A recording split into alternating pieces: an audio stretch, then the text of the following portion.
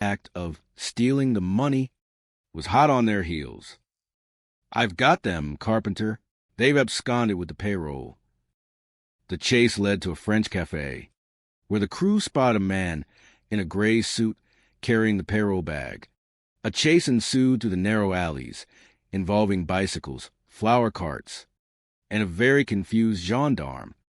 The man in the gray suit ducked into an old fort. McHale and the crew followed. Binghamton and Carpenter arrived just as the thieves were trying to escape through a hole in the wall. "Halt!" Binghamton shouted, brandishing his swagger stick like a sword.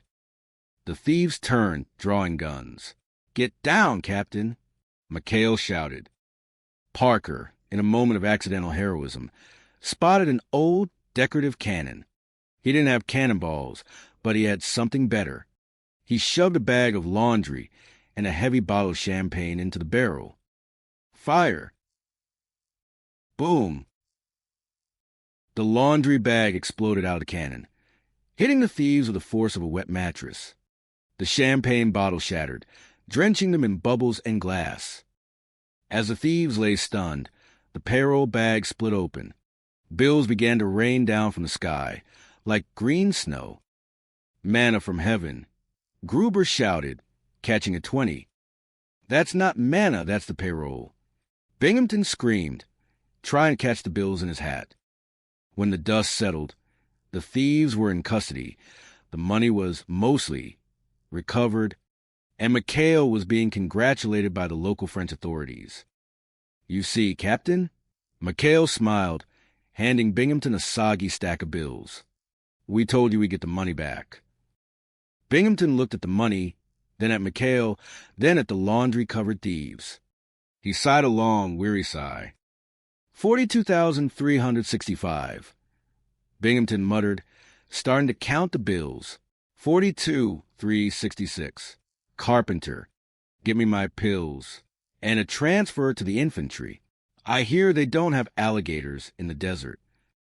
And as the PT-73 roared back toward Taratupa, the sound of laughter echoed across the Pacific, proving once and for all that you can take the pirate out of the ocean, but you can never take the ocean away from McHale's pirates. The end. Taratupa Tales, The Legend of McHale's Pirates. A comedy of errors, alligators, and admiral-sized blunders. Chapter 1, The Ghost of Garterbelt's Past. The tropical sun over the island of Taratupa didn't just shine. It leaned against you like a heavy, humid blanket soaked in diesel fuel and salt. For Captain Wallace B. Binghamton, affectionately known by his men as Old Lead Bottom, life on this island was a constant struggle between military protocol and the sheer, unadulterated madness of his command. Binghamton stood in his office, his face a shade of crimson that rivaled the local hibiscus. He was currently staring at his supply officer with an expression that suggested he was experiencing a gallbladder attack. "Garter belts!" Binghamton roared, his voice cracking like a dry reed. "Wow, wow, wow, wow. You are the supply officer here. If the nurses need garter belts, then you snap to it. You shake a leg. Oh, you know what I mean." The captain paced his office, clutching his stomach. Everything was on his shoulders. The war, the logistics, and now the intimate apparel of the medical staff. But garter belts were the least of his worries. A message had just arrived from Comfleet, and it carried a name that sent shivers down the spine of every officer who had ever misplaced a single mess kit, Admiral Iron Pants Rafferty. "He's arriving today on a sneak inspection," Binghamton whispered, his eyes wide with terror. "Iron Pants Rafferty is coming here. Do you realize what a mess this place is in? The sinks in the Petty Officers Club are backing up. Tokyo Rose probably has a better organized office than I do." Binghamton's stomach acid was currently strong enough to dissolve a battleship hull. He popped a handful of pills, ignoring the warnings of his aide, Lieutenant Carpenter. Suddenly, a spark of devious genius lit up his panicked eyes. "Wait a minute," Binghamton said, a slow, greasy smile spreading across his face. "If I were sick, terribly sick, I could appoint an acting base commander, and that poor fool would have to face Rafferty's wrath while I'm tucked away in the infirmary. Carpenter nodded eagerly. Brilliant, sir. But who? Binghamton's smile widened. Not Julian, not Ninny. McHale, with Quinn McHale and his band of cutthroats in charge of Taratupa.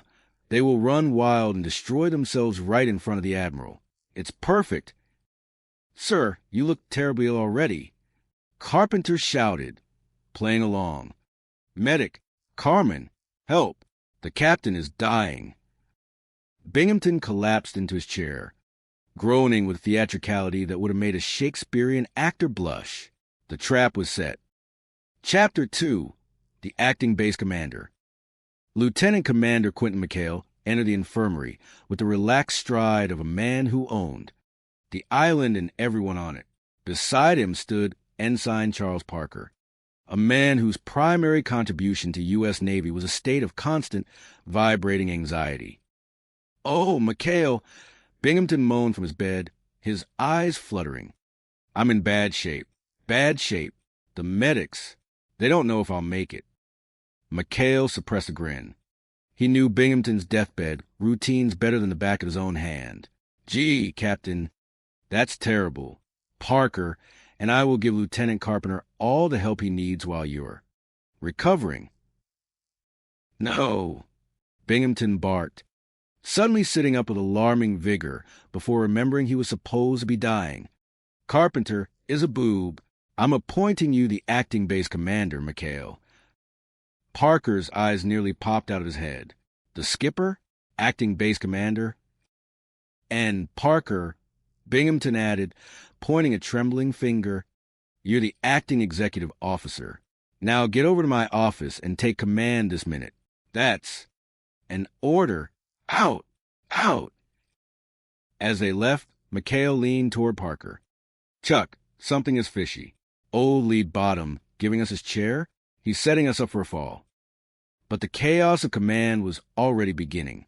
Within minutes of taking the captain's chair, the phone wouldn't stop ringing. The sinks were still backed up, the petty officers were complaining.